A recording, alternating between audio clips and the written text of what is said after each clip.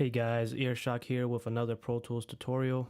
I will be discussing configuring your Pro Tools sessions to optimize it for either mixing or mastering, mastering, and also recording, and to get the most out of your Pro Tools software.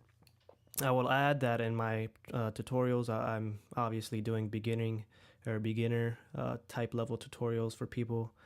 So I'm going to be discussing beginner topics, and then I'll be doing more advanced tutorials in the future. So bear with me, guys. I'm sure you will enjoy my tutorials. All right, so to configure your sessions for recording or anything else, the drop-down menu you have to go to is Setup, and then Playback Engine. Here, you will see your current engine, which should say it here, but in Pro Tools 10 it doesn't. And you'll have your drop-down little menu here, your tab. Right now I'm running out of an MBox, and you have different options here. I have Pro Tools Aggregate and the built-in microphone and built-in output for my Mac computer. This is a really good tab if you have more than one audio interface, because you can switch between them for different purposes. So bigger studios would have that, different setups, which is beneficial for them. All right, now the HW here stands for hardware buffer size. What this does, it allows you to control your samples, and doing this allows you to have either less latency or more latency in your recording. And you will change this. If you're recording, you would have lower samples, maybe under 28, 256, or even lower. And for mixing purposes and mastering purposes, you would want it to be higher. Mine's ranges from 32 to 1024. So yeah, you would click the higher one for mixing purposes. And if you have a lot of plugins, RTOS plugins, real-time audio suite plugins on your session, because they take up a lot of processing in your computer, and that can cause problems in your mix. Here you got in host processors, you got a list of processors. I have 4 from 1 to 4, 1, 2, 3, and 4. Usually you would want this if you have more than that. I've seen people with 8.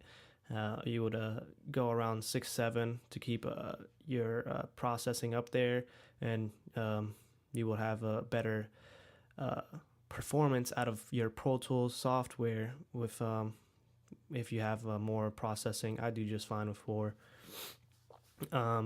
So yeah, I would recommend if you have more. It doesn't hurt to boost it up. It just makes your Pro Tools run a lot easier. Here, your CPU usage limit here. This pretty much you got a list from 40 to 95, maybe even different list there for some people. It pretty much is just what your Pro Tools or your CPU usage will be for your software and percentage wise. So I have it at 90% of my CPU is being used by Pro Tools right now. So 10% is being used for the operating system, maybe drawing stuff on the screen, like the audio waveforms when you record audio, and so forth. So that's what that's used for.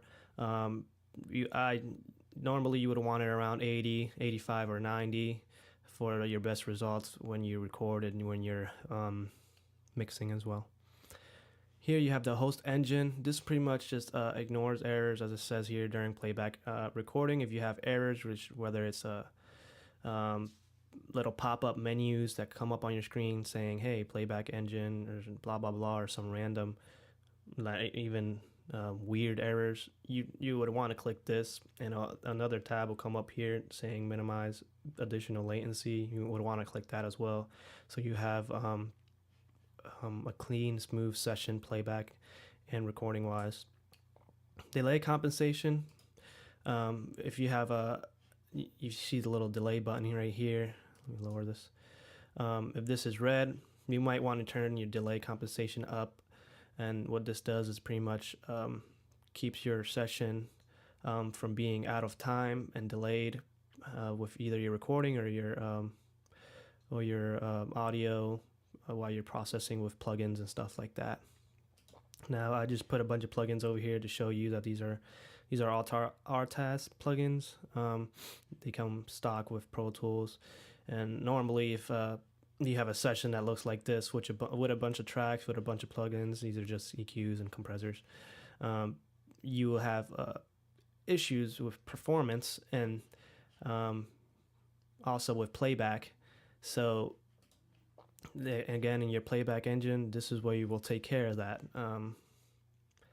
You would want to switch your samples, your hardware buffer size, up more if you have a bunch of plugins like this, so that you will have the best performance out of Pro Tools and not have errors popping up and all that. Alright guys, that was pretty much it with configuring your Pro Tools sessions.